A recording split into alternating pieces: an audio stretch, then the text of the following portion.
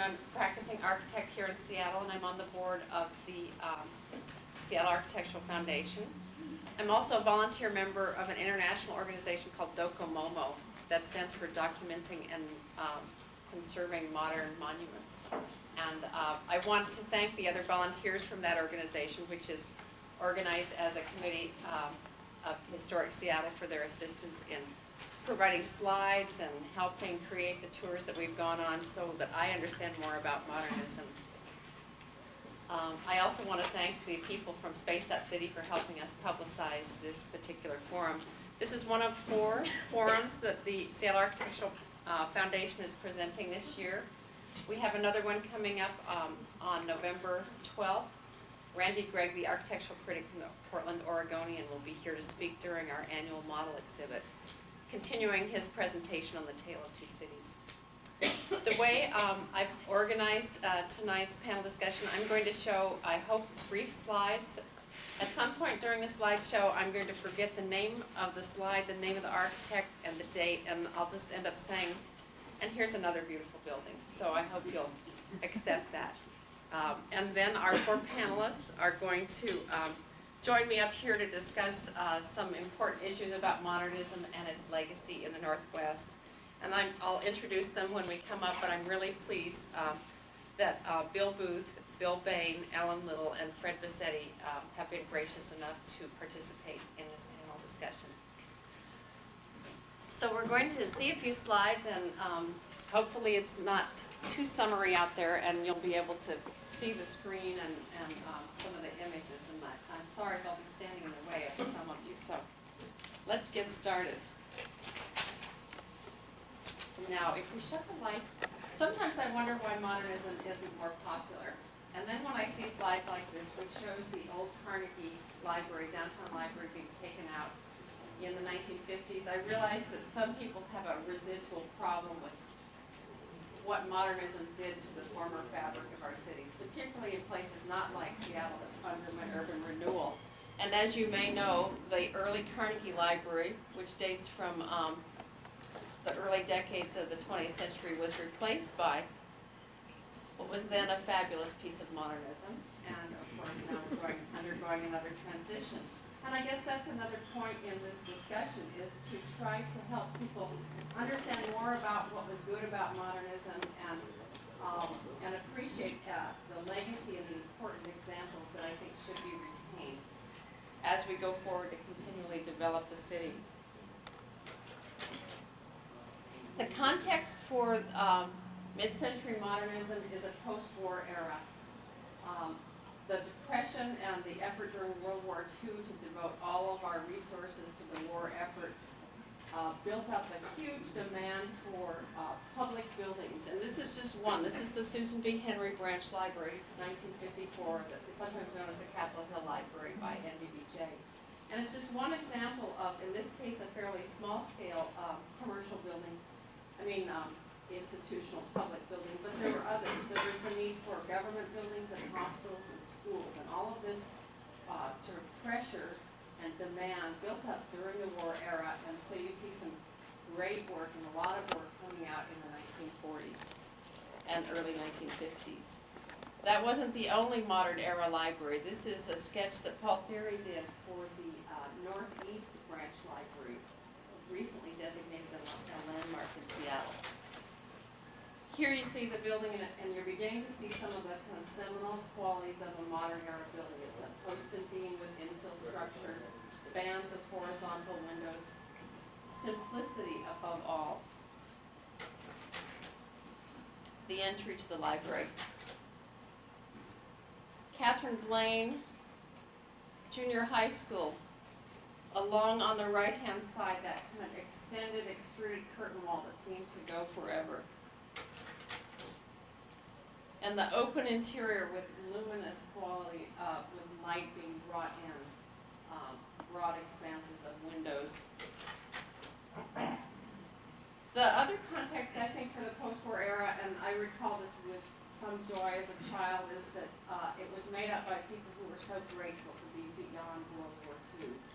And a new optimism. And although this slide dates from the early 50s, it's like one of the senior classes at the University of Washington. I think for the most part, the young men and the few young women who were beginning their architecture careers then were filled with an optimism about the future. The economy was good, there were great opportunities, and so there's this sort of fabulous context for really America and the Northwest at that point. There were new building types. Here you see the Lake City Medical Clinic by Paul Kirk, another early 1950s building. The young men that were taking on their new careers weren't just in architecture, they were in all sorts of new kinds of careers. Doctors were demanding clinics.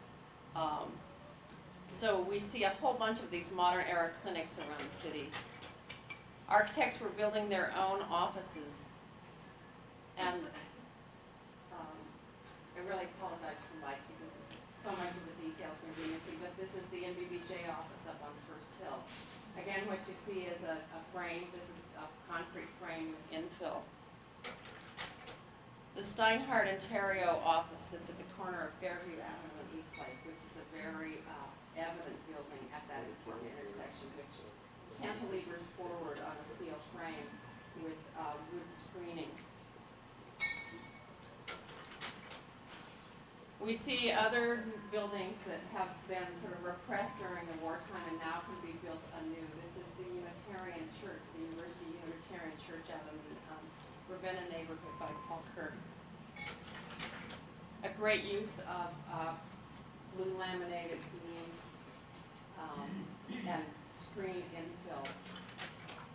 And a wonderful connection through translucent glazing panels to the outside.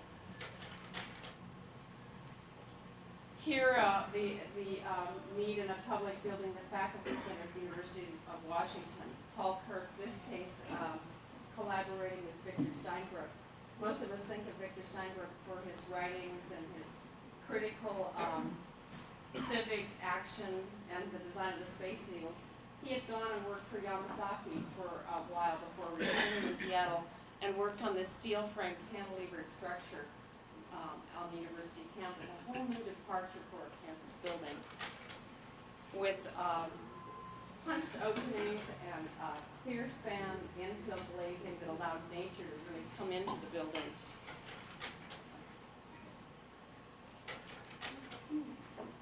A very rational interior. I think that's another thing about modernism that people resist is that it seems so rational and mechanistic at times that doesn't have any of the kind of nuanced romantic charm that older eccentric buildings have.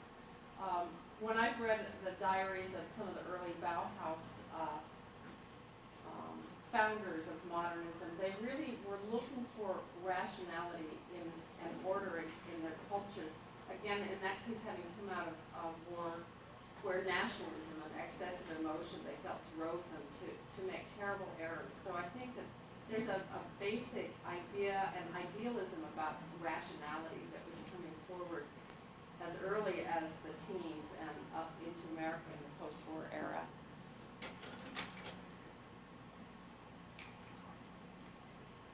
Seattle gained its first and one of the most wonderful buildings in its first modern era skyscraper, the Norton Building in the late 1950s, designed by SOM with Bindon and Wright. It addresses the problem of the sloping site with this heavy, massive base, a building then, a curtain wall building on columns that's set within it, very transparent. The original back courtyard on the west side was perceivable through the entry and again brought a sense of nature and light into the building. And this wonderful composition of the rational curtain wall. We see some smaller examples. When you leave this building, you might see the Logan Building, which is here at the corner of 5th, just outside this building, Emery Roth of New York. And of course, this is a very sort of late example, I think, of mid-century modernism, but a fully achieved one in the Seekers Building by NBBJ in the 1960s.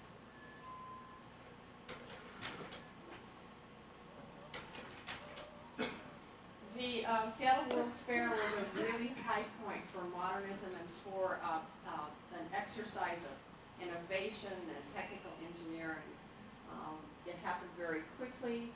Everybody was busy. Everybody was inventing. Some of the buildings were permanent. Many of them were temporary, and so people could really let loose with exuberance. Of course, the Space Needle is kind of the icon of the World's Fair, and I guess the icon of Seattle that maybe is the most expressive of the fair. But it had great influence on allowing architects to explore things. These are some temporary tent structures that Wendell Lovett designed. And this is the construction of one of Alan Liddle's quickest projects, I think you described it to me. It resulted from a 4-day design for one of the houses of the future, sort of exhibition house at the fairgrounds. You can see here what was once known the Coliseum. Very tectonic advancement structurally, designed by Paul Theory. And when you think of the Seattle World's Fair, you might also recall the Yamasaki's Gothic revival precast science pavilion structure. Again, the fair just offered so many opportunities for people to have new ideas and achieve them, albeit quickly, and it allowed structural engineers and architects to work in not a new way, but really to advance the integration of those two disciplines. I think when some people think of modernism, the thing that draws them to it are the houses. And maybe that's one of our lasting legacies that we'll talk about in a few minutes. The modern era houses in Seattle actually started earlier, before the war. This is Paul Theory's house from 1936. Paul Theory, who we just saw having done the Key Arena Coliseum building. This is one of Roland Terry's houses, again a pre-war building. We have examples of Frank Lloyd Wright designs that brought a new kind of American modernism to the Northwest. Here, the Frank Lloyd Wright house in Tacoma that was constructed in the late 1940s with Alan Liddle in charge of the construction. And here, Wright House, a sort of Usonian adaptation in Issaquah.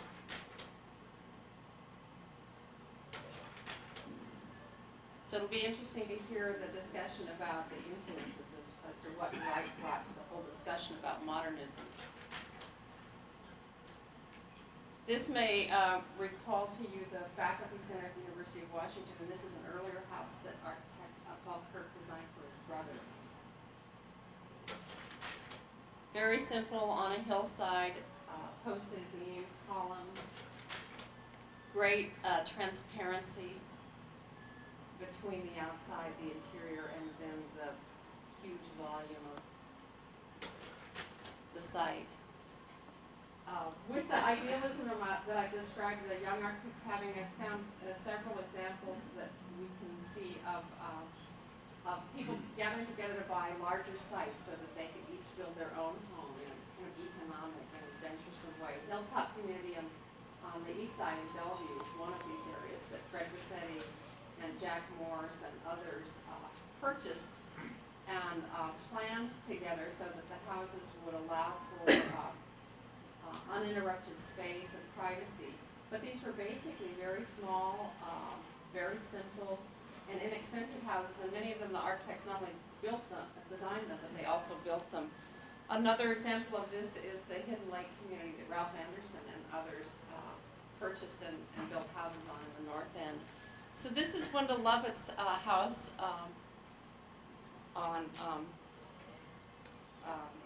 at Hilltop. And Fred Bassetti was kind enough to bring me one more slide.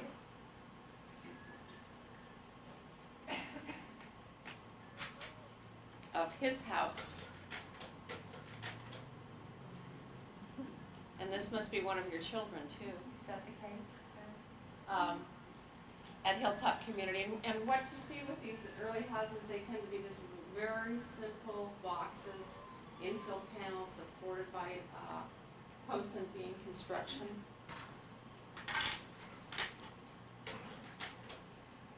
Wendell Levitt's house continued to evolve.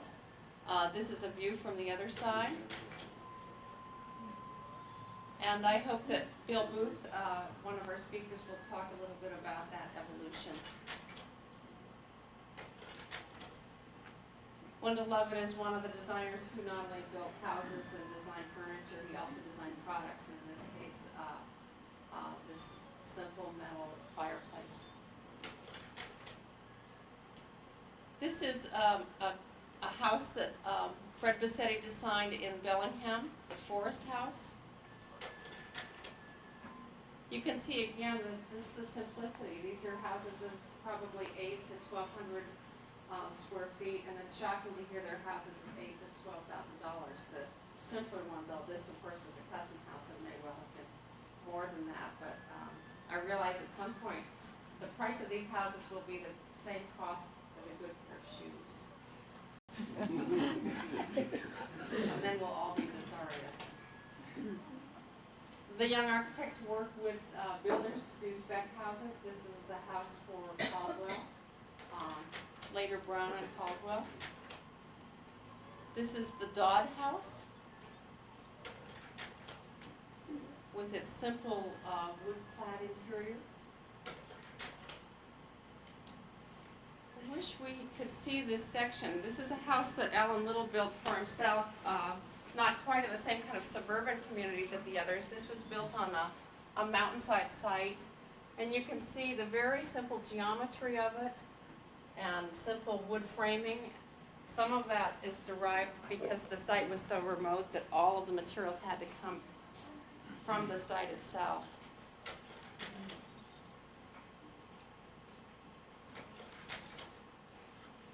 So you can see even in this ephemeral slide some of the stonework and simple volumes and use of material. A custom house that Alan Liddle designed for a client.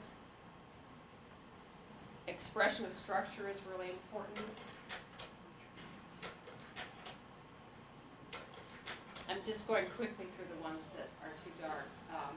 The use of wood, again, as a screening device on the interior.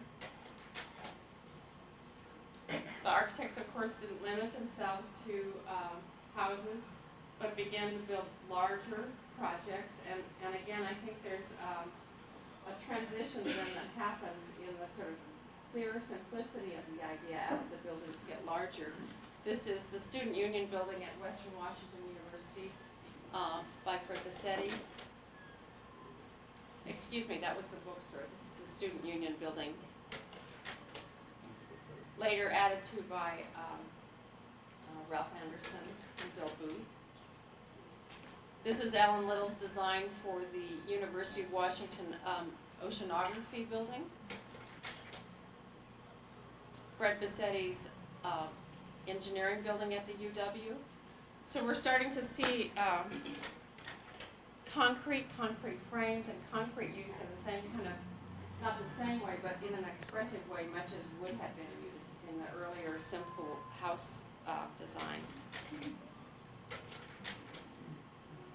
And here is a really kind of unusual hybrid Battelle Northwest by NBBJ, which combines some of the simple low residential forms, but again with newer materials. And in this case, a great integration of the building with nature. One of the features is very consistent with modern era houses.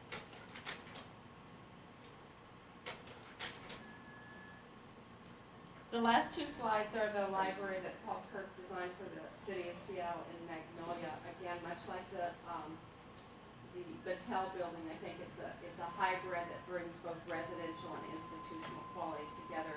In this case, in a beautiful wood frame building that uses a Japanese style of kind of a stacked structural style post and beam structure, and also recently designated the city of Seattle landmark. So this was just a kind of introductory vision of some of the modern era buildings. And now I'd like you to, with me, welcome our panelists, and we'll have a lively discussion. I've prepared some questions, but we hope this will be interactive and engage all of you. Please.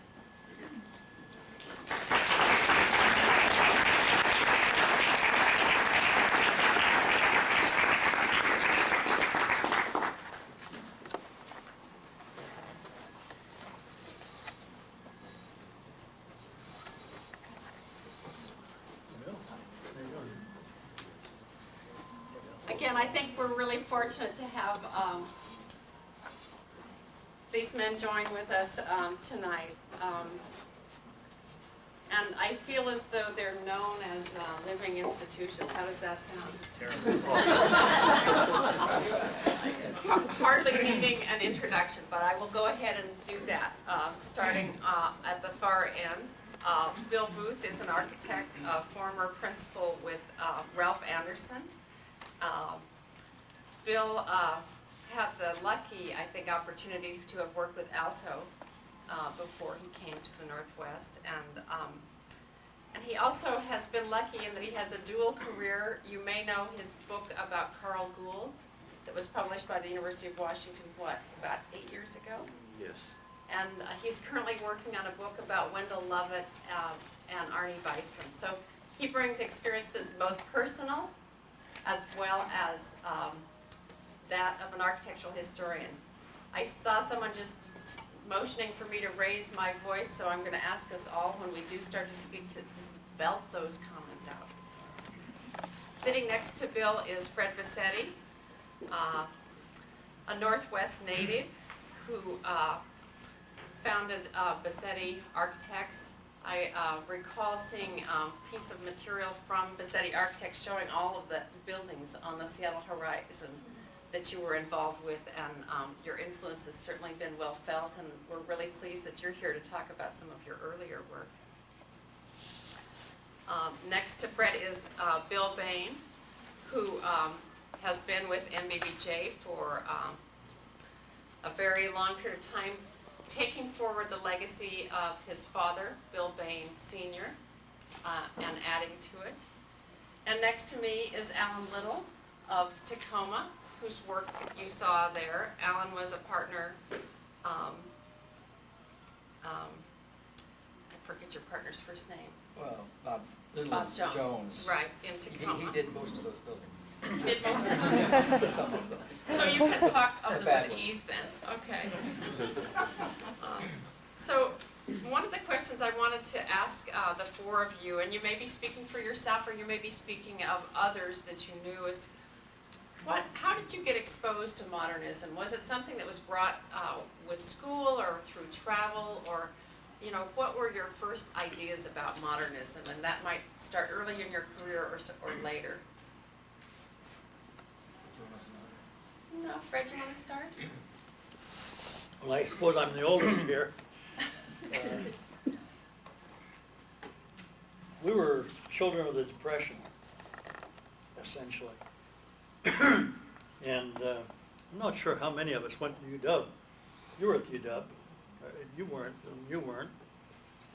But I remember the first problem we did in school when we entered as a freshman was to design a baluster.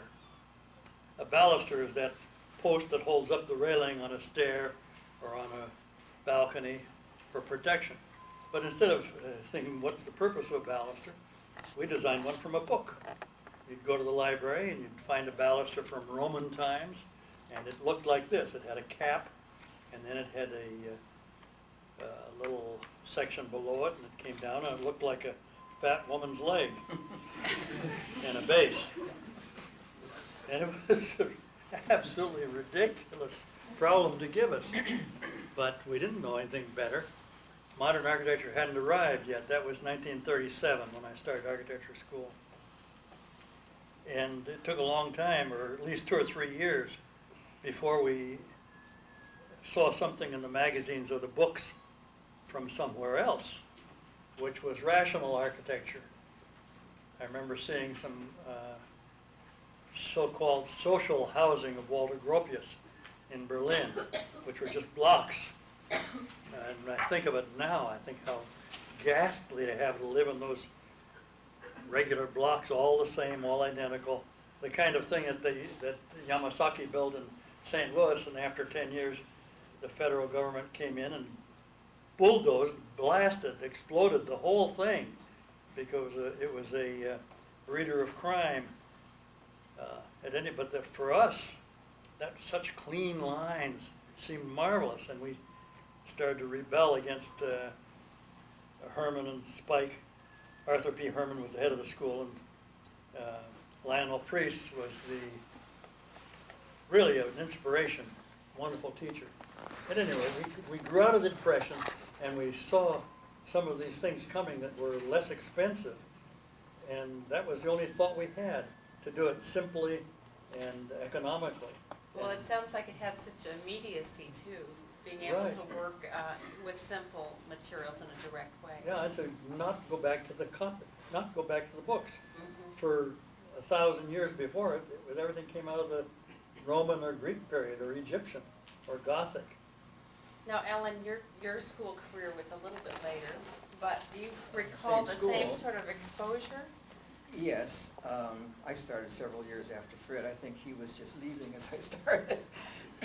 But certainly that was my first exposure to anything other than what we saw outside all the time. So we were exposed to, well, I got there just when Spike Pries, who was the traditionalist, was not in favor. Dietz was in favor, and they clashed. And they practically clashed physically.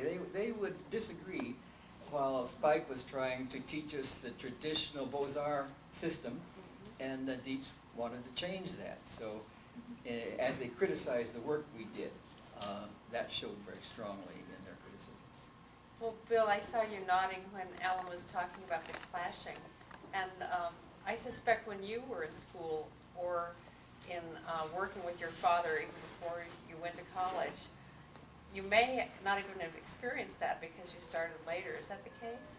Actually, all of the classmates that I was studying with, Where'd you go? Cornell, Oh, okay. and all the professors, we didn't think about anything else. It was just plain modernism, and we spent whole semesters with Philip Johnson. It's kind of an isolated location up there in the middle of New York State, so there's nothing to do except talk to the students. So these people would we'd have breakfast with them, lunch with them, dinner with them, and it was pretty amazing.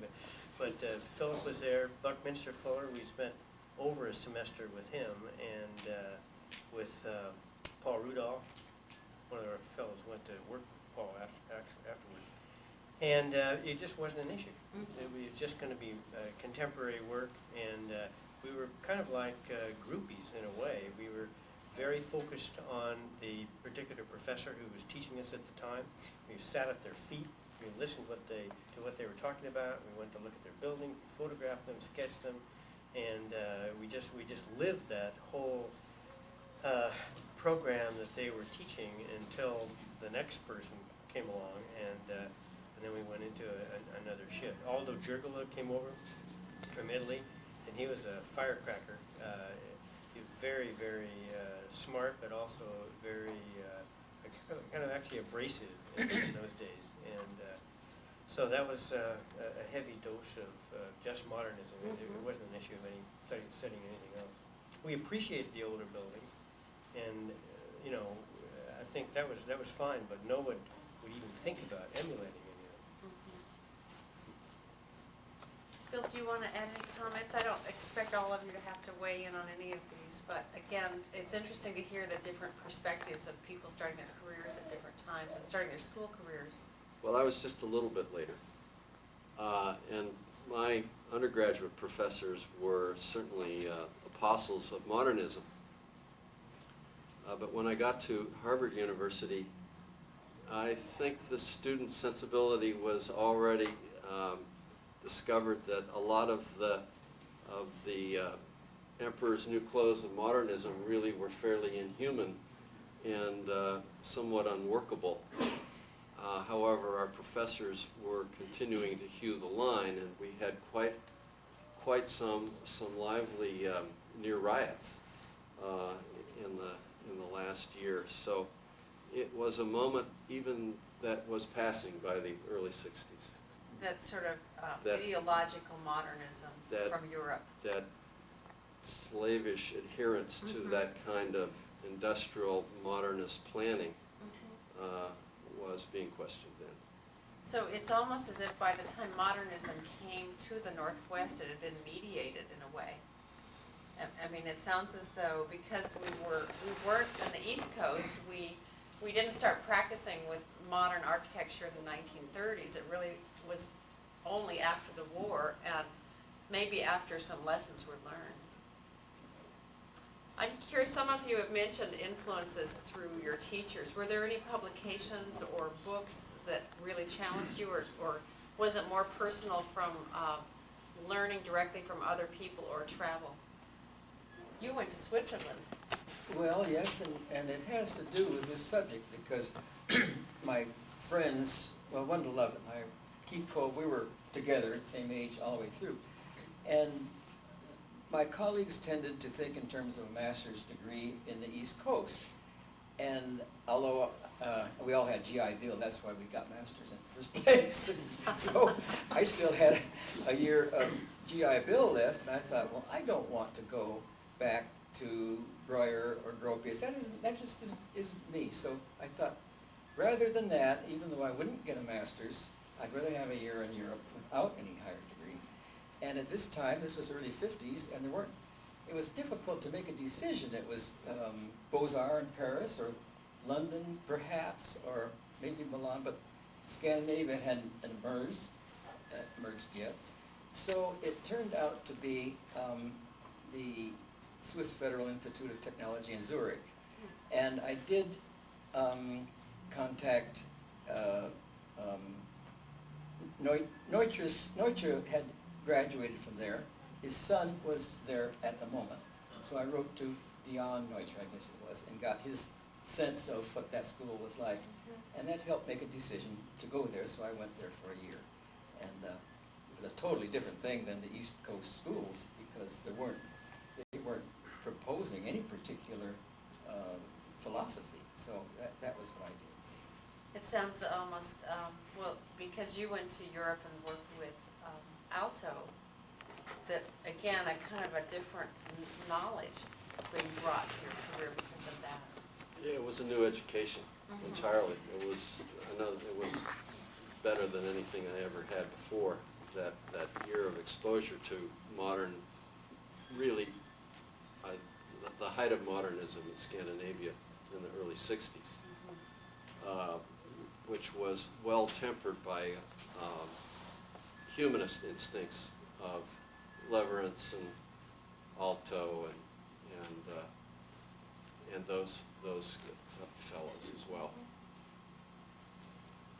It's interesting because I think one reason I've been drawn to modernism is that emotional identification with idealism that young people bring to their work. And that's, as you could tell when I showed the slides, that's what I was sort of reading into, particularly some of the houses, that people really created this with a great deal of optimism and idealism about what they could accomplish. Well, it was a social agenda in a way, that modern architecture through its planning and through its economy of means could provide much better housing, much better manufacturing buildings, much better places for the moderate, lower income people.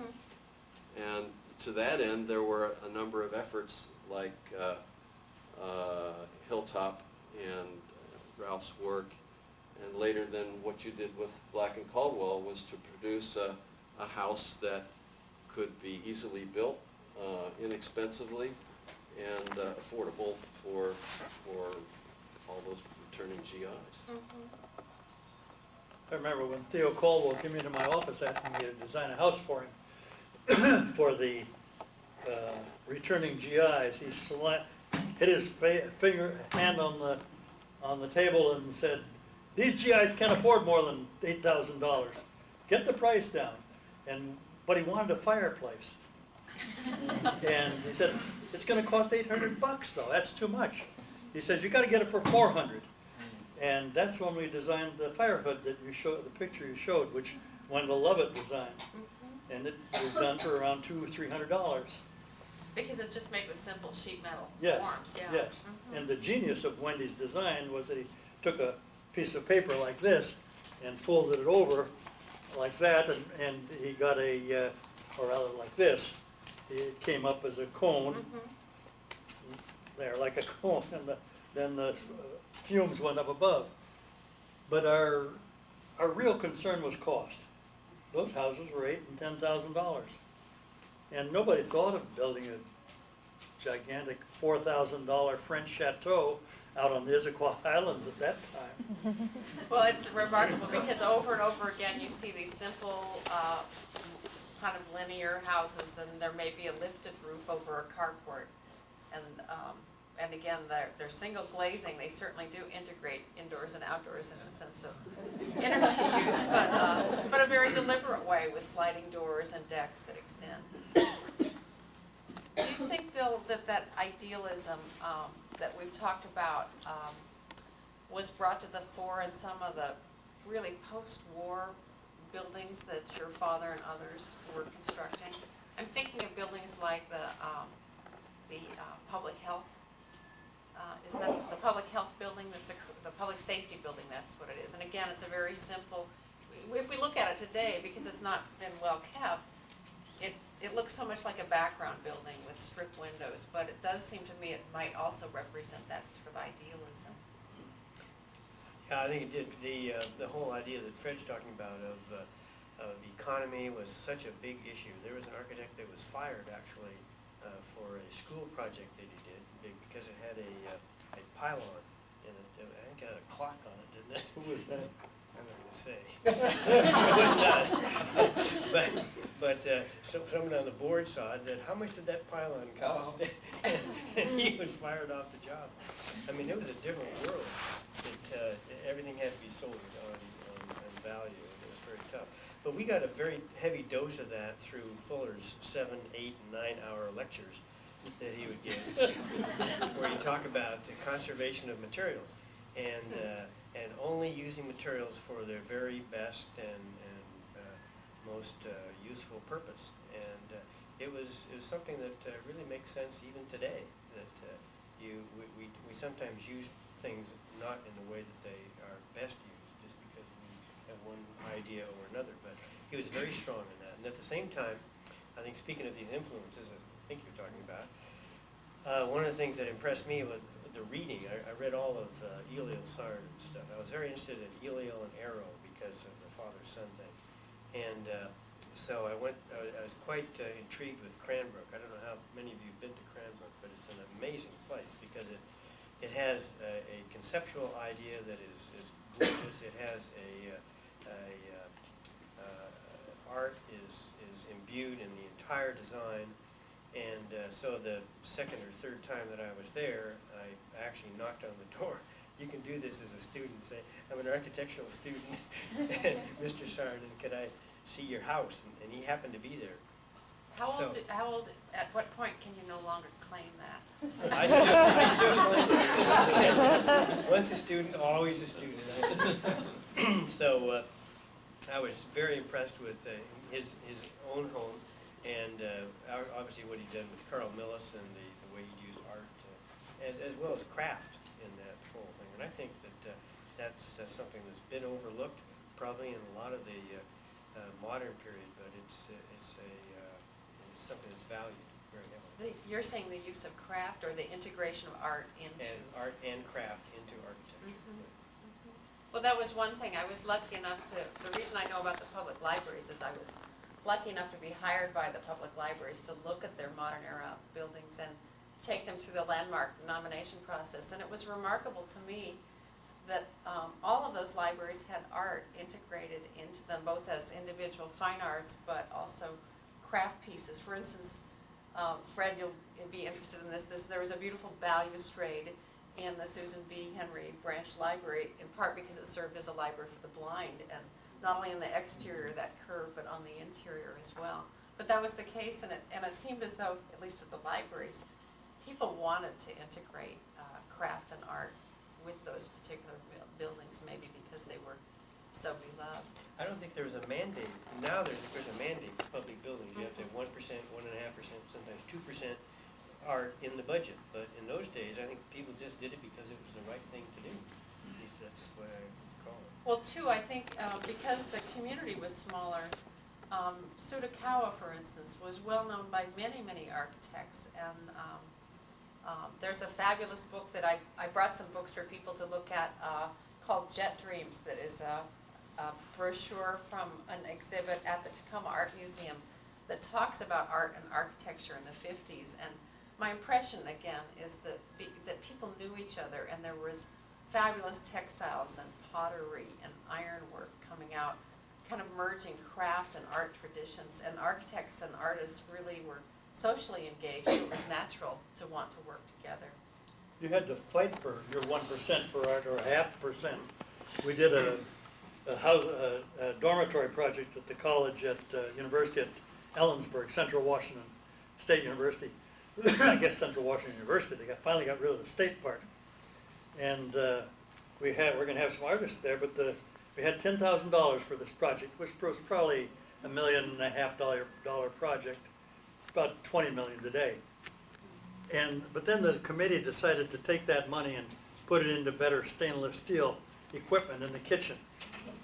So one day when Roland Lindstrom, the salesman for the Mutual Materials Brick Company, came in, I asked him to bring with him some green bricks before they were fired, which he did. He brought about 30 bricks. We put them down on the table at coffee break, and I invite all the young architects in the place to start carving them, decorating them.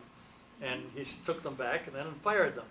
And they came out so well that we bought about, I think, 1,500 bricks. And we didn't have any money still, but I took $15 out of my pocket for 4 different artists. And they came down and spent a couple of hours at the Mutual Materials plant decorating those bricks, carving them, making wonderful stuff. And they were implanted in the walls of the buildings when they were built, and they're still there today.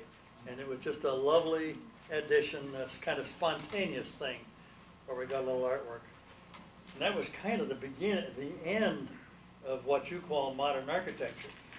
I really dispute that title of modern architecture for that period, because I think anything we do is modern. It's of the time.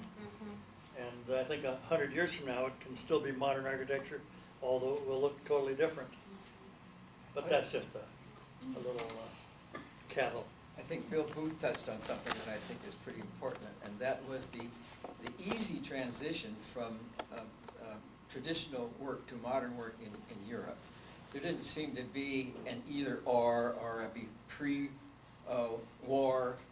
tendency or post-war tendency. And that's one reason I enjoyed Switzerland so much. They, of course, weren't bothered by the war particularly, but the transition was gradual. Every year things were a little different, but there was no great big jump from one to the other. Switzerland is one interesting example. And another one that's kind of a clear example of that sort of situation is Berlin.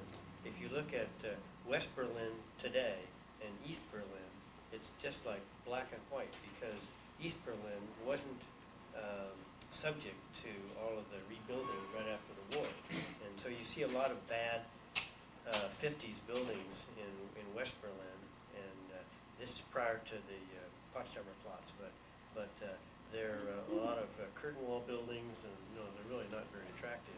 And then in East Berlin, a lot of these buildings are deteriorating, but they can be brought back. And so I think in some kind of interesting way, they have the opportunity to become a very vibrant, and it is actually, there are more art galleries and things that are sprouting up there because of the richness of that city, and that part of the city as compared to the other part.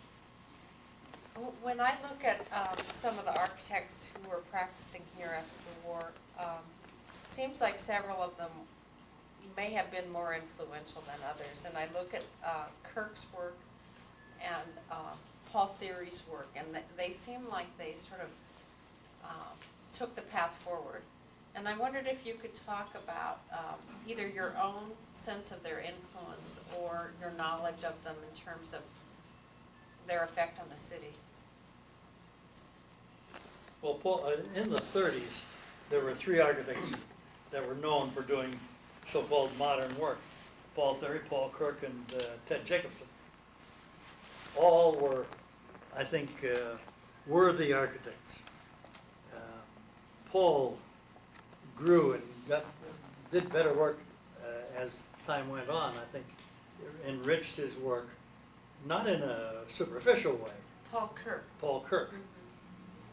Paul Theory, somehow to me, didn't seem to advance.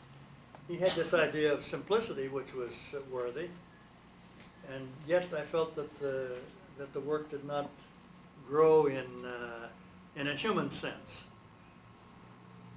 Ted Jacobson ran out of work. He did rather small jobs, mostly houses. The Gunby House is still a wonderful example. On the corner where Fairview Avenue turns into Boyer, out in what district is that? South, just east below Capitol Hill, northeast of Capitol Hill. But it's still a nice house. Recently been added on to by Daphne Tomczyk in a very thoughtful, respectful way. Then Ted also did a nice house on, I don't know what street that is, across from the University Botanical Gardens there. What is that street? On the other side of the street anyway, just beyond, the block or two beyond the University Botanical Garden. Out in Laurelhurst. Laurelhurst, yes. Lovely house that Ted did there. These were in about 1936. So it's the same era as Paul Theory's house. Yes. Which he kind of described learning these lessons from his travels in Japan and bringing them back. Right. And a nice example are the 2 houses Paul Theory and Alden Shea did together, although I think it was Paul's design, on 39th Avenue in Washington Park, I suppose halfway between Madison and University of Washington, and what is that boulevard comes down the hill and goes through McGilbert. well, it's above McGill on 39th. Oh, yeah. At any rate, just above the tennis club. 2 houses that are quite, they were shocking for their time, 1936 or so, but an example of darn good planning, because they're right up against the street. You couldn't do it today. The code would say, no, you have to stay 15 feet or 25 feet away from the street. But that means they would be about 100 feet down below, because it's a hill about like that. It's an example of very nice site planning. They still look great. I bicycled by them the other day. Now, are these houses that you, as a young man, went and knocked and said, Oh, I'm yes. an architecture student, can I come and see? I was afraid to knock, but I followed Paul Theory's stuff all around. It's interesting to compare those two because, at least in my view, Paul Theory is more of a European influenced modernist, and Paul Kirk was, I think, more heavily influenced by Asian things. At least when I think of his details, his size of the structures, the landscaping, the relationship to the site, they're all very Asian. Exactly things. right. And I think they're both wonderful in their different ways, but they're quite different from influence. Do you think the influence from Asia is something that was direct and does it just appear from the formal aspects of the work, or were people really looking to Japan and going to exhibits or kind of seeking lessons from Japanese vernacular buildings? Well, I think that to a certain extent is not necessarily true. I think the mystic painters of the Northwest who became so prominent had a very definite Oriental influence. But as far as I'm concerned, architecturally, I don't feel an affinity to Japan. I do to Scandinavia. And there are lots of reasons for that, but most of the people that live here are Swedes or Scandinavian, not Japanese. And it seems to me that influence of where you came from and your historical forebears and everything is more important than just a design idiom. Now, that's not a very popular view, but I think I believe that. Well, that plays out with Arnie Bystrom's work, for example, that I think is informed by Norwegian heritage. But on the other hand, Roland Terry was an avowed Asian ascetic, and I think his work was very influential as well in the 50s and 60s because of his sensibility about site planning and native materials. I mean, it's not as if the influences come directly or only from, I'm sure there was Scandinavian architects who lived in Japan and vice versa, so that maybe what we're talking about are sort of northern moist climates and people doing architecture in those climates, sort of ringing the upper part of the globe. Okay, I'll try to face forward. I was just saying that I think maybe the influences were really sort of northern influences, people working with wood design, wood as an expressive material. Another one who may have gotten over into that area would be Baumgartner and Zima. And of course, Jean Zima eventually went into Asian art as a business and sort of gave up architecture. But I think they had some of those references as well. For those that are interested in architecture, aside from this particular 50s, 60s period, it's really worthwhile to track down all of Gene Zima's houses and his Asian, well, it was his office and where he used to sell Asian antiquities on East Lake in East Lake Boston. at Roanoke, is it? It's at Boston. Well, at East Lake. Boston. Boston, yes. In fact, just as an aside, the DoCoMoMo group led a tour of the East Lake area, which has a number of these buildings in it, and I think there are some brochures. Is that the case? For those of you who are interested, they were developed as self-guided brochures, so you may want to take yourself on a tour of the East Lake neighborhood, which has Gene Zima's original office, Paul Kirk's original office, Baumgartner's Design for Pacific Builder magazine, Paul Terrio and Steinhardt's office, and a number of other really sort of important small-scale modernist structures. But they're just beautiful integration and use of wood material. Interesting thing, as a historical note, is that Paul Thiry spent quite a bit of time in Japan before he began as a practicing architect. But the influence doesn't show in his work. Susan, you showed a couple of slides of Wright houses here. Yes. And it's pretty hard to find any, there's nobody really aping Frank Lloyd Wright's work out here. But I would suggest that maybe Ralph Anderson's work of the early 60s was somehow informed by Wright's work. Not that he really admired Wright's work, and I remember once we gave him a book, a collection of Wright's work, and he was very pleased to have that, but he hardly ever opened it as far as I know. But It just emanated it was influence. his Ralph's sense of siting, of site planning, was certainly very much akin to the way Wright handled his site planning. With an organic analysis Yeah. of the site. Yeah. Well, that's interesting because Ellen, you actually worked on the Wright House, the one that I showed pictures of in Tacoma. Maybe you can just speak a little bit about Yes, that was, that experience. well, I think one of Wright's most imaginative projects, and was specifically for a family, for the Pacific Northwest. But the owner fired him and was ashamed to say so, and of course I get all kinds of flack. Why did you get involved in that? Well, it was a job. So the preliminaries were quarter-inch drawings this big, huge. So the concept was figured out. So it was just a matter of detailing it, getting it built, and to this day it is authentic what it was supposed to be. The current owner, which is the son of the people that bought it, isn't very careful about it, and it's somewhat losing some of its grandeur.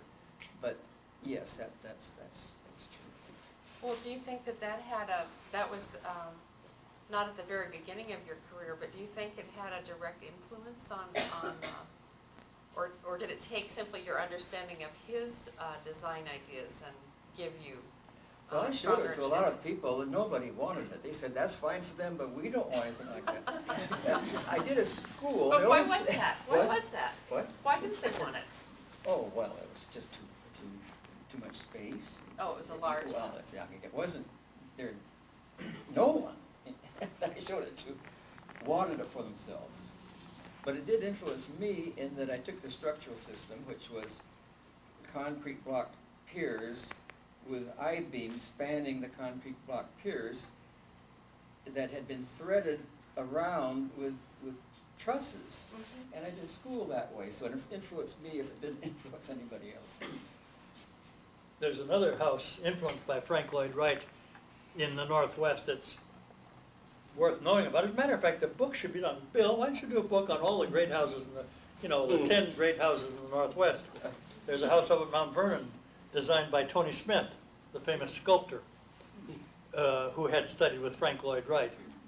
He spent most of his life as a sculptor, but this house was done for his father-in-law.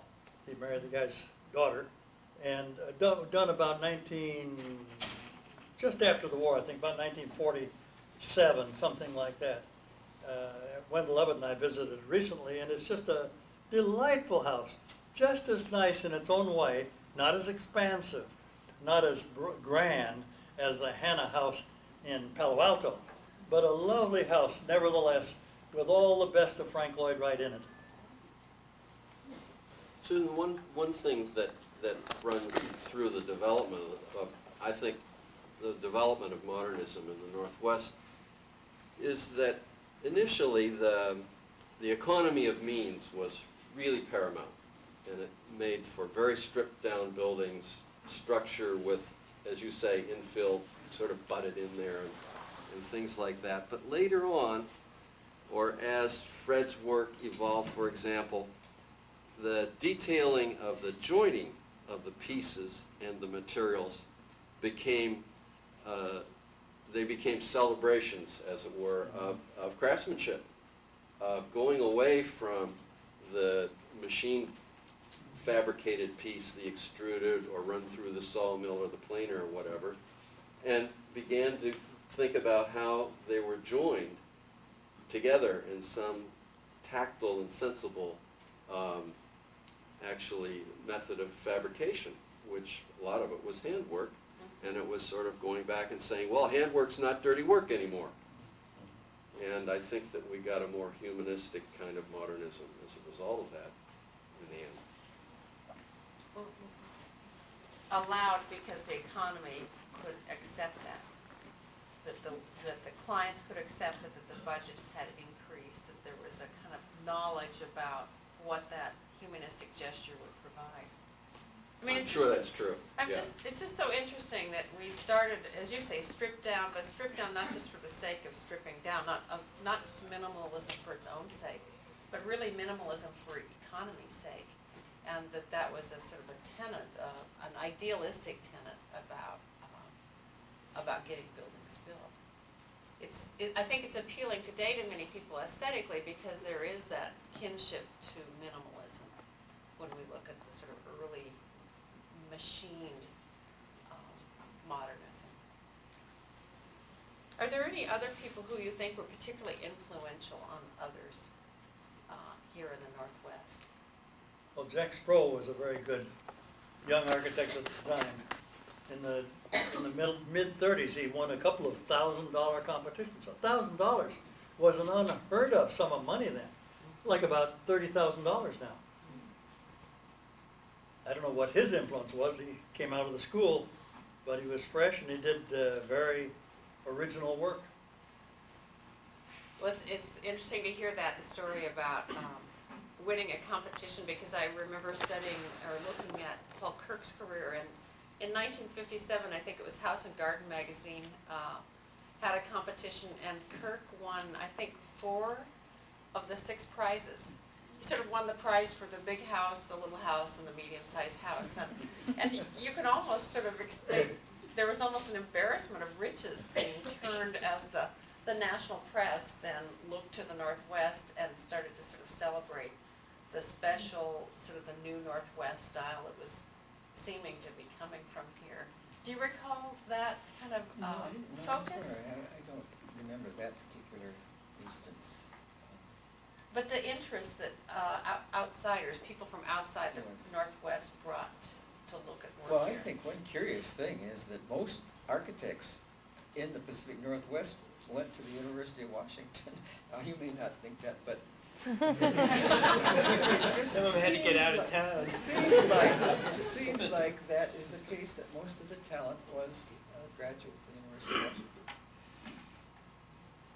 Well, I think, yeah, when you think about some of that work that Kirk did, particularly with Bill Tufel, Yeah. and then Rich Haig was an important Oh, part of that as yes. well. That became kind of an iconic approach to this area. I think it was really appreciated by people in many other parts of the nation, and it was a powerful, wonderful period for Northwest architecture. I think. Well, you're bringing up the landscape architects, the sort of modernist landscape architects now, and their influence. And again, when you look at the drawings by many people, you'll see the same landscape architects' names emerging. I think Rich Haig came here in '58 or 1960 to start the landscape architecture department at the University of Washington, and certainly, I mean, he did really powerful work, and it was very Oriental in its influence. He lived in Japan and had an interest in modern Japanese landscape, I think, which is really beautifully, or was beautifully realized at Battelle, the project that he did with your firm. Yeah, you took a drainage problem and turned it into a wonderful sort of Japanese reflecting pond. Mhm. We thought that was wonderful. How you did that. And it was a pond that wasn't one that you could look into. It was a pure Japanese pond, which is typically a little bit, I would call it muddy, but you can't see into it. The carp kind of come up and. Well, he's still doing Very, wonderful very work, Japanese, yeah. particularly in the in the Lodell Reserve over on Right. Bainbridge Island, Right. where there's another example of both two very good architects, Paul Kirk. I forgot which building he did, but it's just a hell of a good one. And Jim Cutler's done some work over there too. If you haven't seen the Lodell Reserve, you should go over. Well, and there's the house by Lister Holmes too, from the Right. 1920s. Yes, That's the a really original kind house, of yes. examples and layers of architecture well there. It sounds as though you're all kind of describing that in the Northwest there really was something that was unique to this place that began to be identified as Northwest regionalism. And I always wonder about this, because I wonder if in our own place, if everybody's home isn't the center of their universe, much like Fremont, but that we all think, well, this is the special place, and this is where the source of this new idea came from, simply because we like our home and we enjoy and appreciate the work of people around us. And if you don't, I can certainly see the difference between the Northwest and, say, the Southwest. But I'm just wondering if you could describe for me and for the others what you think this whole concept of Northwest regionalism is. I've got a theory about that. Good. I think, well, we probably all have, but I think that one of the, Seattle has a lot of hills and views, and it's much more difficult to use a stock plan out of a magazine here because of that. You can take advantage of the views, and you have to relate to the topography differently. So I think there's an issue there. I think the fact that we don't have as much sunlight as we might like to have has caused us to think much more carefully about our roofs. Well, the rain is another one. If you typically look at buildings in that period, they often had an overhang. They had skylights, clear stories, ways of bringing the outside in because of the mild climate. And I think when you begin to put all those things together, and then the colors are more relatively muted than they would be, say, in the Southwest.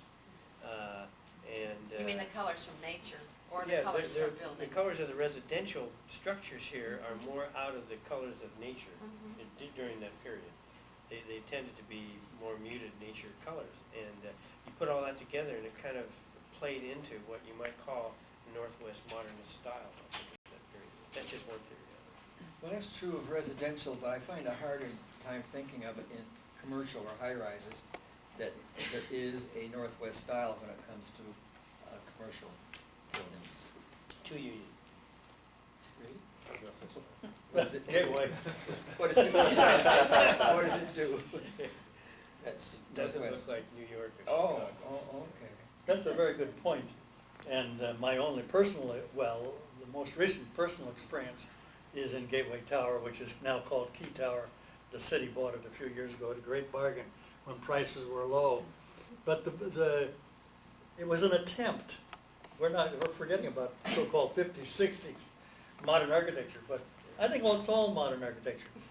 And what I tried to do on that building, and everybody else would have to judge it whether it's a success or a failure, was to build a building which was bilaterally, well, I didn't start out that way, but it turned out to be bilaterally symmetrical like a human being. We're the same on both sides, more or less, but we're different front to back, which are again different from the sides. And Gateway Tower, now Key Tower, on the west side looks one way. It has those terraces up above, sort of looking out toward Puget Sound. Whereas on the back side, there are no terraces up above. It goes straight up, and it's beveled, you might say in plan, so that on the east, it looks at the Cascade Mountains up and down each way, whereas on the west, it was right across the street from Seaforth Seattle Center, which is a giant building, the biggest building in town. So instead of being flat and looking straight at that, it was tapered to look up and down around it.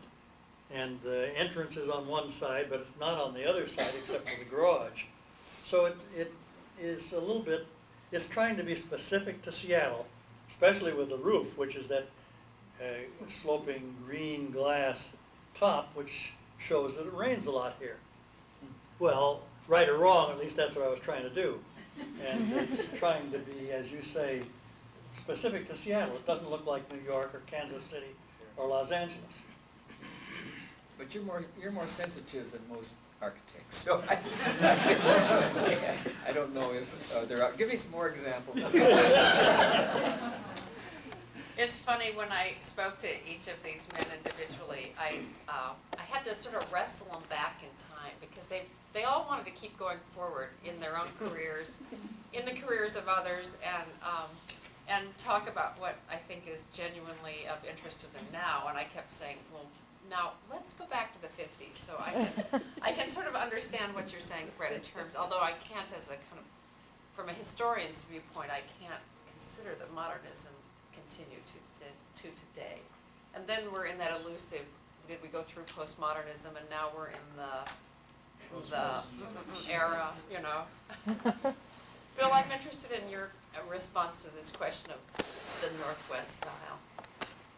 Well, the thing that seems to make it a Northwest style to me is, first of all, our geographic isolation made us much farther away from all those Eastern isms that were going on, one after another, as it were. And it was a kind of continuum of modernism ideas.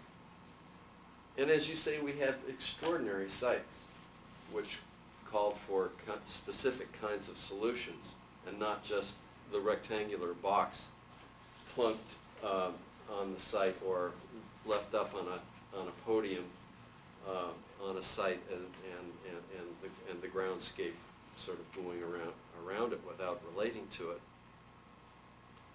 And we had the benefit of some fine materials as well, wood, and actually some very good brick manufacturers who had not lost their sense of what a plastic clay can be made into. So that the materials and methods and purposes of modernism weren't quite sufficient to address our kind of regional quality. And so we were able to develop, in a way, that, as you say, suddenly the Eastern press finally took notice of us in the early 60s and said, my goodness, look what's going on out there. And we had developed this almost in isolation, as it were, but having started from those basic tenets of modernism, but carrying it forward in what I call a more humanistic kind of endeavor. I think we should somewhere along the way mention the Portland architects, Belusky and John Young, and even Belusky's Equitable Building, is that the name of it? Equitable. Yeah, exactly. Wasn't it the first One of the first, yeah. buildings in the country First to, post-war building. Well, it's credited as being the first curtain wall building constructed in the US that actually was constructed, and it does have that beautiful taut curtain wall. but the houses had more influence, I think, on me than any other Northwest architect. I went down and knocked on the door of the Watson house, and this was, you know, shortly after it had been built, and the people could have been nicer. You know, these days you couldn't get anywhere near it, but personal tour. Well then, Bill, it sounds like what you're saying in some ways, and in some of the reflections that you've made about the larger buildings, is that you don't really feel like modernism ever ended. It simply continued to evolve. I think that it's younger architects who are carrying on that work. You know, like the work of Olson Sundberg and Miller Hall and Silk and George Suyama and people like that, and who, and in bigger buildings perhaps maybe ZGF, who have stayed the course. When I asked you this question, when I asked Alan Liddle about did modernism end and why, you said it's because we ran out of wood. Well, perhaps. But that's true in residential work. It just, you know, it was all in shingles 20 years ago. Everything was shingles all over the place. Well, you can't get good shingles anymore.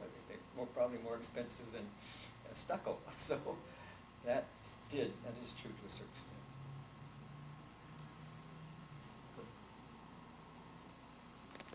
So it sounds as though the legacy that we have is really one that has to do with, there's a humanism and there's a craft, and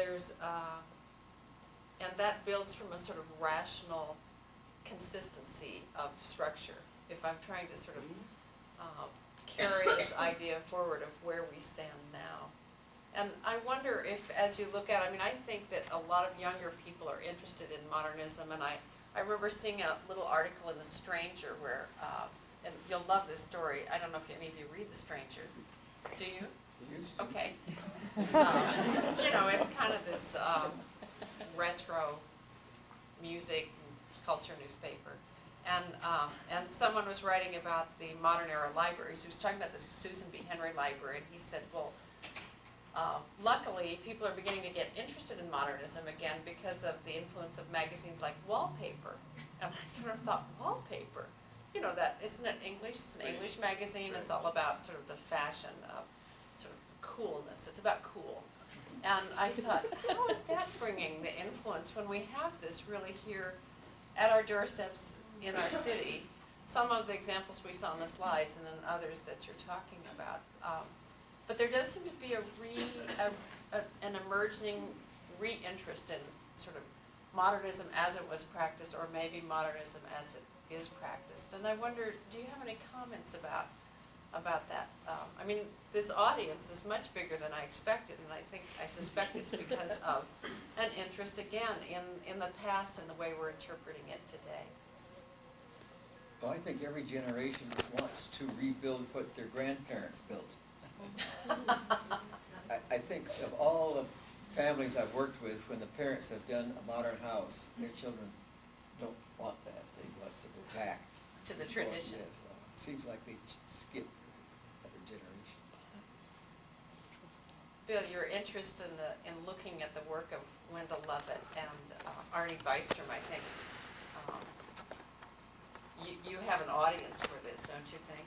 What is the basis of that? Well, we think that Wendell and Arnie basically came out of the the modernist roots of the 1950s, and certainly worked experimentally Wendell did in his hilltop house, which after a few years of living there he altered in a new interpretation of his modernism. But the two of them stayed the course in the sense that they gave specific shape to specific spaces for the function of that space and for the relationship it has to the outside, to the site and to the view and so forth.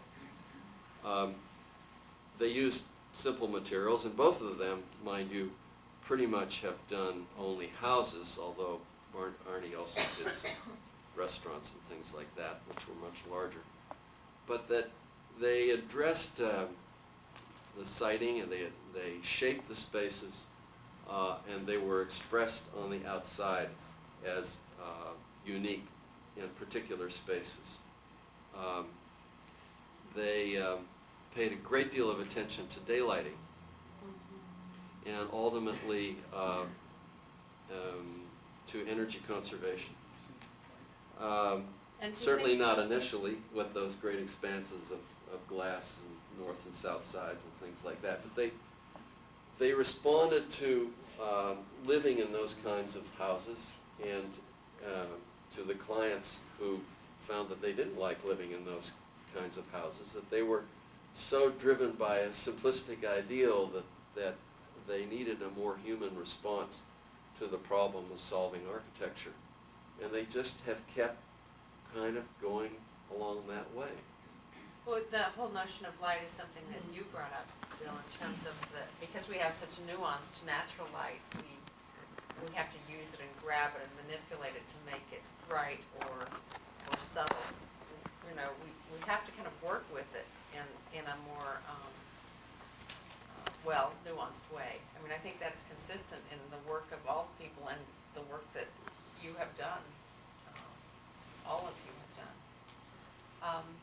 I wanted to open this discussion up to others for questions, but before we do, I wonder if it's interesting, the topic of modernism and its kind of continual legacy going forward in residential work, and the difficulty perhaps in commercial work or larger scale work. And those of you who've worked with larger scale buildings, I wonder, you've cited some buildings that you feel are Northwest and regional in character, but could you talk about what might be the limitations and why it's not carried forward so frequently in a way that we can understand it in larger scale buildings? Is it the clients from the outside with different influences and ideas?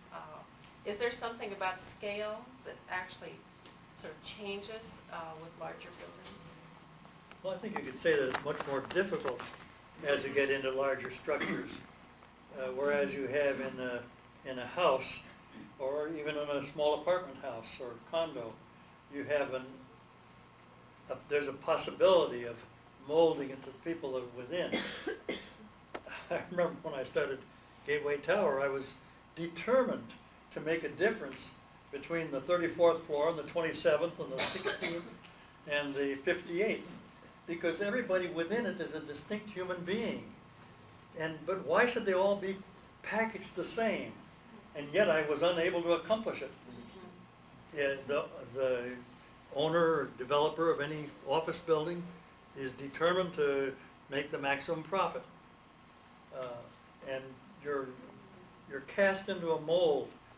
You're absolutely required to make almost everything the same. Every time you want to change something, he fights you. I understand it. And we're working for the owner. You have to do what the owner says. Of course, there are some things about that building that I'm very unhappy about, and I blame the owner. But really, I will have only myself to blame, because if the architect cannot convince the owner to do what the architect thinks is best, it's the architect's fault. And Herman Sarkozy was a very good client, and it's my own fault that we didn't express the structure more. but it's difficult in a big building to do that. One building, there's a smaller building in town here, which I think must be mentioned tonight because Bill Booth was intimately involved with it. It's the addition of the fisheries building at the university, right on the No, canal actually, there. it's Jerry Stickney over here. That was his project. Yeah, but I thought you said you were involved in it. No, not in the fisheries building. No, I must have the wrong No, building. that was, Still that was say Anyway, Jerry's. whoever did it That was was a Jerry's genius. baby. Wonderful job. One of the best buildings in Seattle, and you should all go see it. That response to the client, to the site, the location, the fact that it's a university building, the people inside, and so on. Beautiful response to the problem. Well, let me talk a moment about my university building. I have not done very many big buildings at all. But when this challenge came along, the oceanography building, and we were chosen by the design commission to do this, there was no direction, there was no sense of what it should be, what you should select as materials. And we were somewhat confused. It was primarily my partner's job, but we worked together on it. And our first proposal was university-type buildings down on the waterfront. You know, they really was trying to blend in with the university building, and they said, no, no, no, that's not what we want. Now you come back, they were really bawling us out, you come back with some ideas of what kind of materials you should use on the waterfront. There's going to be ocean-going vessels coming to it on one side, and the other side is going to be a university campus. So we did, and we ultimately agreed that concrete for an expression of structure and as an exterior finish, and wood rather than anything metal. That wood was more appropriate to ships and the waterfront. So they bought that, and that's the way it went. But it was interesting to go through that discussion with them and have them reject our first proposal. It sounds as though the use of wood and concrete, again, I'm kind of looking at this from this perspective, are material elements that really provide for this vocabulary that we're talking about, modernism. Whereas something steel, because it's more insistent and off the shelf, is less likely to. From a craft tradition, again, I'm sort of speaking, seeing the hand, the joinery, et cetera, that you were bringing out, Bill. I think an example, I don't know if Fred wants me to allude to it, but I will anyway. The new federal office building, you designed both in brick, and John Graham then did alternate and precast. Well, he didn't have anything to do that. You did it. We did. You did it too. We were directed. You were directed by the GSA. money watchers to do something, and it was, the difference was less than $1 million. The difference was $120,000. Just think what it might have been had it been a brick building. Well, it was a tapestry of brick and terracotta Yes. woven together. Which would have related to the origin of that site, the Burke Building, Yeah. which had this Right. beautiful terracotta, some pieces of which remain in the plaza. At what point do you say, or can you say, the line's here in the sand, and this choice is the appropriate one? Well, it's an interesting point because the representative of the GSA for this area insisted on going the way we were. And since the concrete came in $120,000 cheaper than the brick at that time, the concrete was chosen. Although over the years, they've spent over $1 million cleaning the concrete, which they wouldn't have had to do with the brick. But I found out years later from the representative, Art Reel, who is no longer among us, the reason they really wanted the concrete. He said that he knew that the federal buildings in Washington, D.C. were mostly light-colored, limestone, sort of whitish, and he wanted a kind of white building. And that was the reason rather than the money, at least according to Art. I think we've really gained by having the audience participate rather than talking so much ourselves. Well, I think it is a good time to open it up for questions, and I do want to leave a little bit of time for some concluding remarks as well. Yes, I have a question regarding the, and you'll have to really speak up. Would you Okay. repeat the questions from the front? Okay, I'll do that. I don't know. Thank you. I have a question regarding the materials. We've been talking about how the Northwest Modernism used obviously a lot of natural materials, but in the residences I see a lot of wood being used. And yet, if you go to Los Angeles and you look at Richard Neutra's work, I know that in the 30s he was using a lot of wood around the windows, but he would spray paint it or paint it silver to make it look like metal. And it wasn't until after the war that he was, that metal was cheap enough, steel, that he was able to use steel in his construction. But before the war, he was all painting everything silver, painting all the wood silver. So the question is about the use of wood as an expressive material here. I'm translating your question. Right. Where we look for the features of wood rather than, for instance, Neutra's work in Southern California where he would actually paint the wood so it would look like metal. I mean, that is an interesting idea, that are we just so, are we tree huggers to the point that we must have wood be wood, or? Well, I can give you an historical example of the problem of using steel sash in the Northwest, because I have worked on 2 Paul Theory houses from the 30s, which had the Hope steel sash windows that were completely corroded. They were just dissolving because of the condensation, because of the water infiltration and so forth. And we just had to take them out and replace them with some sensible wood glass with insulating window mullions in it, to the same profile lines, virtually. I mean, the same width and so forth. That will last a good deal longer, I think, than those steel sash. So And did you paint it silver? it's, no, indeed, we did not. The sash, Theory sash were always painted black, and we stained the wood, or virtually painted it, black, the same. But Would you in this consider- climate, it was so.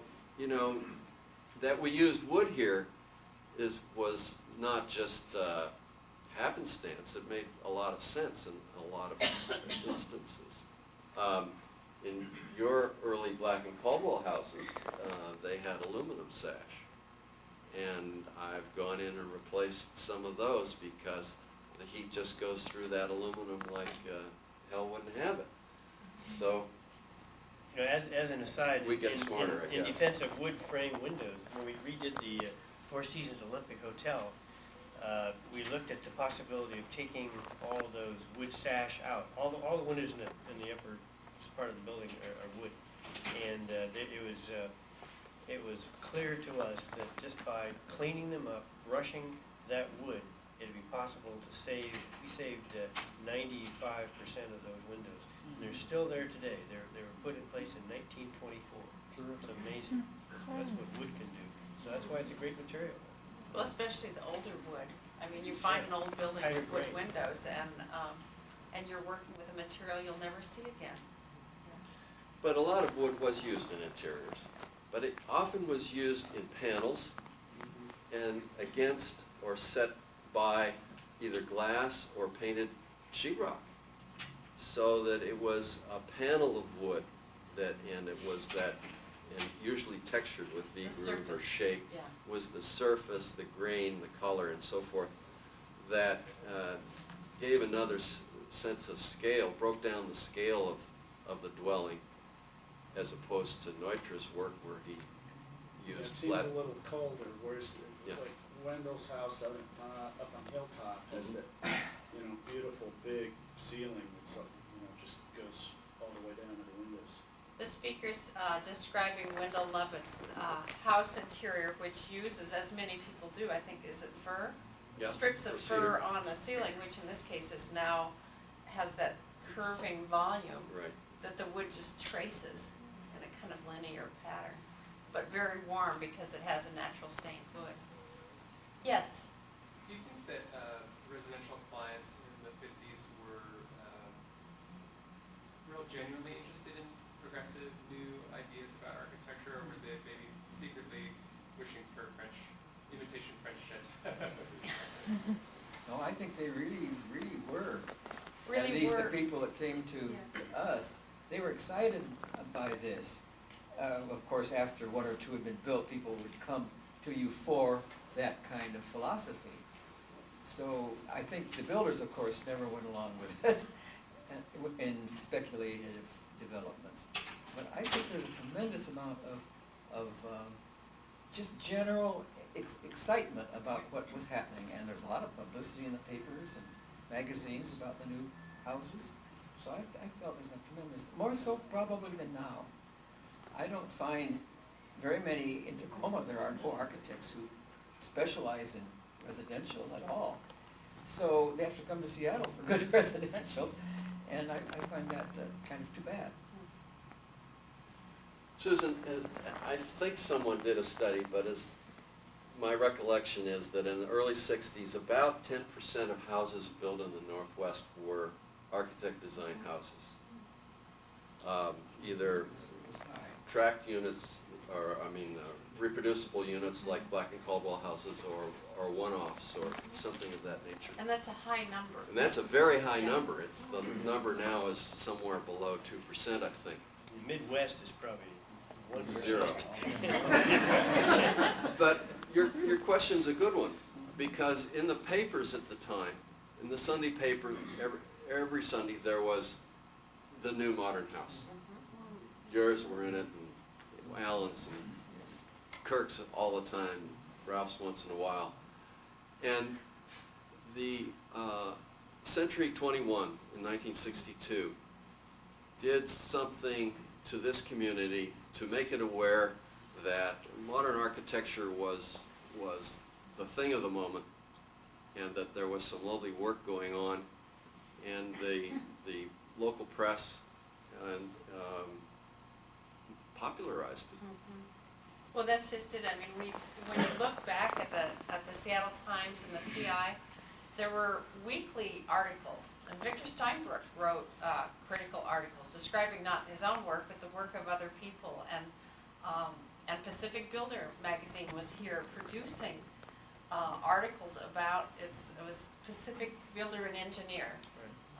Again, this was the source of what they were talking about and publicizing, and there was criticism in the press, and I think it's interesting now with the kind of focus on, architecture again is very popular, it seems like, as a sort of topic of discussion.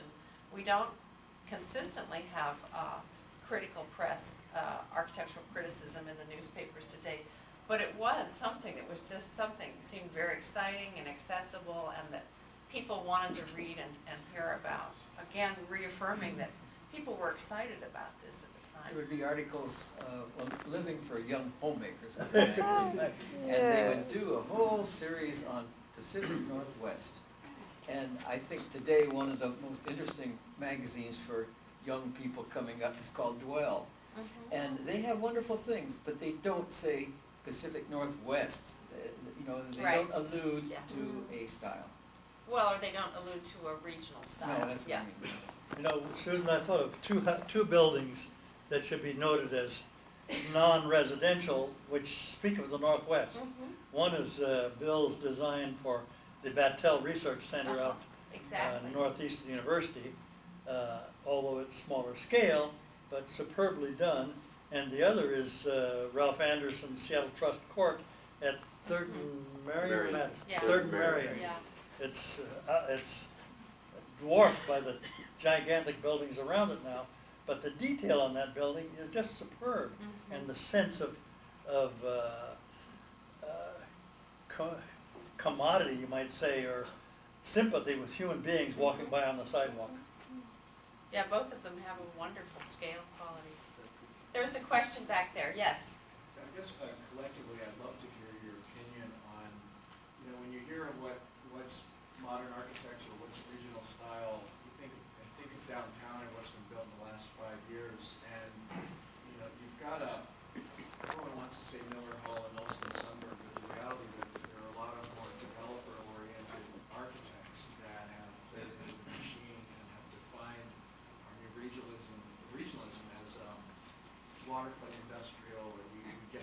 crude kind of collection of multicolored corrugated metal buildings and what I think perceived as real crude concrete structures that have sprouted up in Belltown. And, like it or not, in 50 years, we're gonna look back and, the drive-in buildings may not be standing. There are a lot of, these concrete corrugated metal ones that will still be. And, it's surprising because it's vernacular that doesn't seem to be prevalent in other major cities and regions. So I'd just be interested in this, hear your observations, what you think has happened to Western Urban or Belltown, this new little crop of downtown residential multifamily buildings that really have made, for better or worse, a major impact on our region as a whole. Would anyone like to take up this question? Pretty discouraging. Yes. Well, there was a very big step when the code changed so that you could build 5 stories in wood construction. And that, together with the seeking of the very lowest cost for exterior materials, caused a lot of people to go to EFS as the skin without knowing really how to detail it. And that's a stucco clad material for those of you They're who don't. driving Yeah, as a driving. brand. Those things kind of came together and caused this proliferation of those kinds of buildings, which I think everybody agrees with you that they're not going to last very well, probably, and yet it does play to the fact that more and more people are living in multifamily dwellings, and the single-family house is becoming less and less prevalent than it probably was in the 50s. You think about the post-war era, and you see these photographs of Levittown, and there's just acres and acres and square miles of going on forever of these little box houses. And today, there are a few wonderful houses, and still some tracts, of course, but a few wonderful houses, and then a lot of people are thinking more in terms of the various combinations of multifamily living, be they row housing or condominiums, rentals, or whatever they might be. Well, it certainly is a contrast, the notion that seeking to develop something for a low cost resulted in such sort of simple poetics in the 50s, and seeming, in response to your specific question, some gigantic formal puzzle fixing. Are there other questions? Yes. I'm just curious about the economics of single-family dwellings, and I happen to live in Issaquah in a small condominium downtown, but can you get an architecturally designed home for $500,000 that they're putting these little boxes up in all the developments up in Issaquah? Or I guess I don't quite understand why anyone would spend that kind of money. Well, it isn't a lot of money anymore. I guess $1 million house in Issaquah. Can you get an architecturally designed home that would be for that price? Sure. It might be well. Everyone in the audience who can do this, raise your hand. Well, I think it's the land value, isn't it? I mean, it's speculation, and it's not so much the architect's fee and the price of the house, it's the price of the property. But Bill, you're shaking your head no. Oh, I agree. I Oh, mean, okay. you might even get a well-planned house to boot. Or it might be energy efficient as well, and pleasant to live in.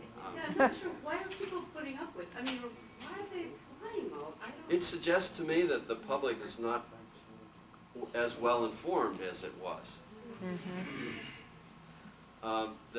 That we've lost a kind of literacy about architecture, and that because our culture's come adrift from its roots, that I don't want to disparage those buyers too much, but they just don't know better, or they don't want to take time to know better. Maybe the 60s were kind of a precious moment. I don't know. Well, speaking of another factor, this man's had his hand up there, but I just wanted to pick up on that economic thing. There used to be a rule of thumb that I've heard that many times in a single-family residence, the lot would cost about 1/10 of the cost of the house. And of course, nowadays, it's increasing to the point where it's sometimes half and half, and sometimes even more. And I think that's a major factor in the difficulty of getting it's not the house that's the problem, it's the scarcity of land and the transportation that goes with it and all those things that play to the difficulty. And the fact that some people are saying that a single-family house is an anachronism today, and it has to take a special character to make such a thing happen. Yes. Yes. Are you presenting an economic argument then that what I hear out in the field often is perceived that the architect doesn't add enough value? So even though, we're building $500,000 house on a $500,000 lot, we're gonna spend the $500,000 on the house entirely and not any of that money on architects, because the perception is there's no value added for having an architect involved. So I don't quite understand, if value is added by the architect, why is it not included even though the land price has risen? I think we'd all agree that the architect adds value far more than their fee, Right. unless he's not doing a good job. So the perception is, even though land prices go up, we still should have architects involved in the project. And Bill, speaking of the fact, I think it is ignorance that they don't realize there is a tremendous value added by the architect. Well, I think that's one reason to sort of speak to the sponsor's view is the Seattle Architectural Foundation's mission is really to encourage public appreciation. We amongst ourselves who are architects can truly elevate our own understanding of these issues, but we need to speak to the public, and I think tonight we have to some One more degree. question. I want to That take gentleman back here one with more the black question hair. from a patient No, person. that man sitting down. Stand up. Please, do stand up, just so we can hear you. Given that, as we all sort of are noting, that multifamily is becoming sort of the predominant new venue for housing in the Pacific Northwest, we're slowly moving away from single-family housing, probably keep going towards multifamily. As a vernacular, I haven't seen a lot of good modernist multifamily practice recently, and particularly, and I think this goes to a question that was spoken to earlier, it's a lot of material choices. And what so surprises me is you go up to Vancouver, BC, and you see these spectacular buildings that are multifamily with great materials in the high-rise sort of venue. You go to Portland and you see mid-rise with great materials, great design. And then you come to Seattle, a city comparable to either from an economic standpoint, and we're getting poor design and poor materials. I'm wondering how much of this is, we talked about thriftiness as being sort of one of the early core things in Seattle's practice of modernism. How much of that is still being reflected today, and it's just cheap construction, produced cheaply compared to our two sister cities on either side of us. I'm surprised we're not doing better projects here in that sort of multifamily type thing. Would anyone care to? You said it all. What is it about our architectural establishment that's doing that? The only thing I can think of is that there's a sort of Gresham's law operating in building as it was in coinage, that the bad drives out the good. I remember specifically about, maybe it was 1955 or 1960, when a new apartment house went up on Bourne Avenue on top of Capitol Hill there, just north of Madison Street, a couple of blocks. And it was the first new apartment building that was built just of plain concrete. It was the cheapest thing possible, but without any flair. Cheapness was sought without any sense of style with it. And from then on, all the other apartment houses that were going to be built had to match that for cost. And the cheap ones drive out the good ones. And I suspect that has operated in these endless condominiums that we see in Belltown and so on that are so cheaply built. I don't know, I'm curious to know if my colleagues think that's a reasonable assumption. Well, I think there's not enough evaluation of these things on the part of the news media. They should, every city should have a reviewer of new architecture. And I think if you read a little bit about a particular building going up and what was wrong with it, I think people would be alert to that. I just don't think anybody the newspapers aren't attempting to do that. There's no money to them in architectural criticism, and I think it's a terrible fault. I think it's possible that organizations like this can encourage the newspapers to hire or to get somebody interested. There's plenty of good people. Well, we have more questions. We'll just take 2 more questions and then we'll have to end for the evening. Yes, Victor? Yeah, I just want to make sure I heard this correct for the record. My book learned Modernism tells me that the minimalist modern houses were generally significantly more expensive than the other equivalent houses. I've heard, is this true? You said 10% of the houses that we were building here in the 50s and 60s were in general modernist, and they were roughly equivalent or cheaper than a commercial house at that time. Is this right? No, I wouldn't say that all those 10% were comparable in cost, but there were examples such as those built to Fred's design, which were very, very competitive and were well within reach of the low end of the marketplace. So there was a whole range of housing types going on, but the fact that architects were designing to that low end and were addressing their social concerns, which was kind of part of the mantra of modernism, was significant at that time. Yes, and there was, I'm sorry, there was one other person. John? Yeah, I just wanted to answer Alan. We do have a fairly regular architecture critic in town. Sherry Olson is writing for the PI. And they give her space and they give her illustrations, and she's not afraid to stick her neck out, and I think that's working very well. That's wonderful. There should be even more, but I think the PI maybe perceives there's some value to that, but Times does not, judging from what they pay. The Weekly does not, judging from the fact that their art editor is a former suburban reporter, and it goes on like that. But I think there's a general perception within the media that this is not a worthwhile undertaking. And just as a follow-up, I do urge you to come to our November 12th forum with Randy Gregg, the Oregonian critic. Sir, perhaps you can make yours our last question.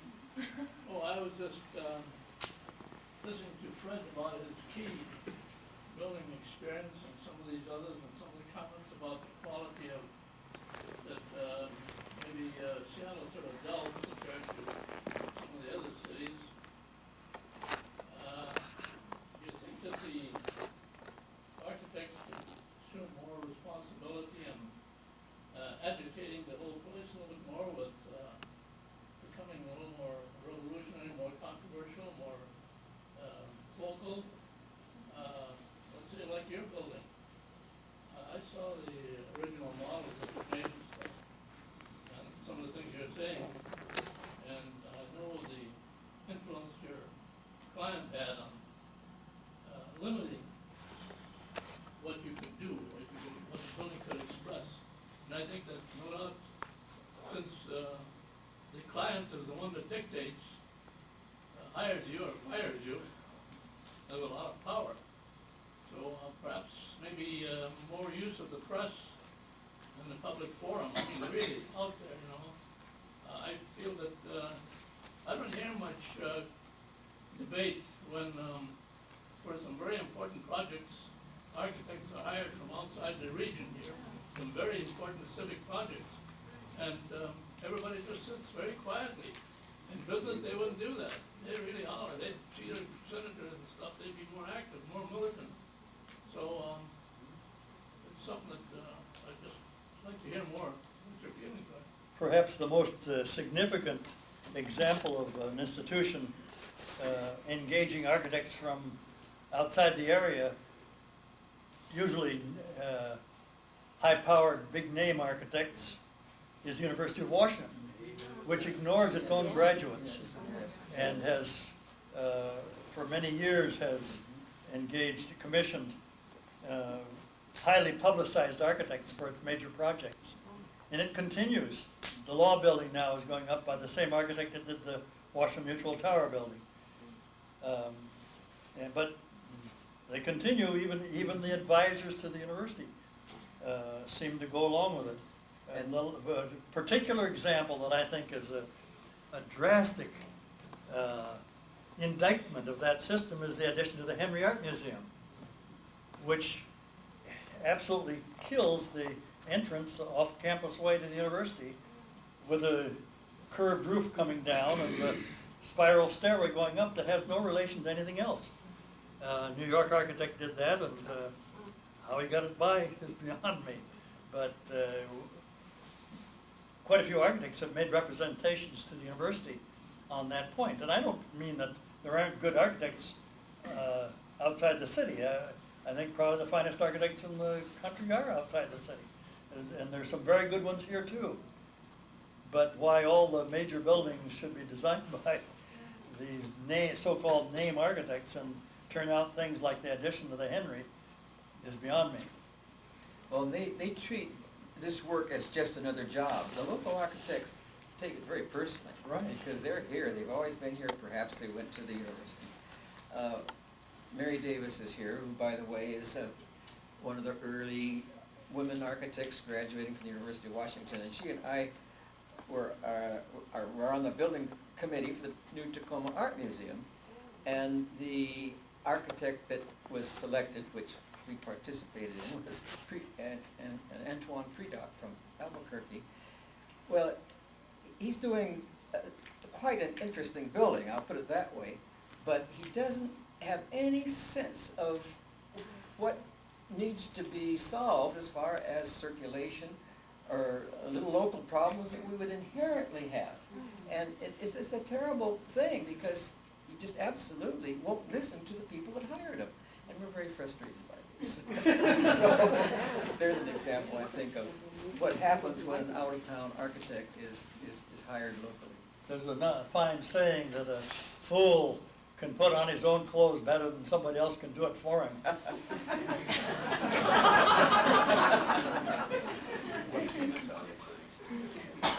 As we conclude, I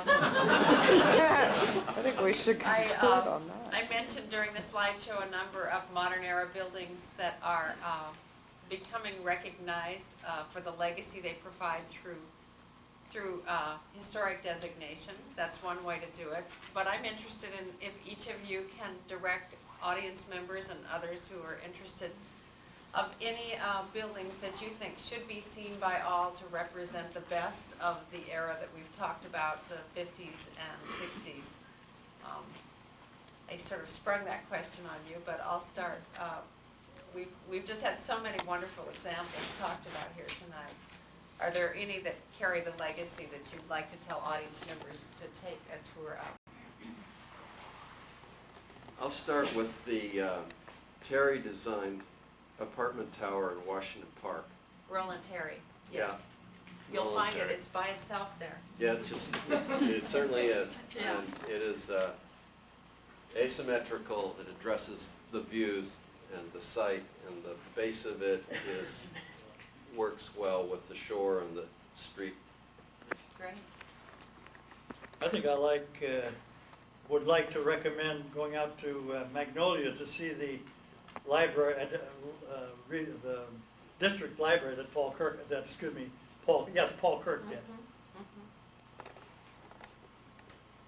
Bill, going to direct people to go see anything? Well, gee, I don't know, there's so many. It was referenced earlier, Paul Theory's now Key Arena, I think, is a powerful building built for 62. During the World's Fair, Yeah. as the I Coliseum. think it's a wonderful building. Well, I have two, Stephen Hall's chapel at the college, what's the college? The chapel and Seattle Seattle Yes, University, yes. yes. And the Weyerhaeuser headquarters building in Federal Oh, Way. yeah. I think that's a classic, Yeah. absolute classic. Well, what a wonderful evening this has been. Thank you. I just feel honored that we've had a chance to have this direct conversation and to hear from you. And I hope this evening has left you with a greater appreciation of this special era and its legacy in the Northwest. We want you to be sure and sign up to receive notices about future forums. And for the Seattle Architectural Foundation, I'd like to thank you, our audience, and especially you, our panelists.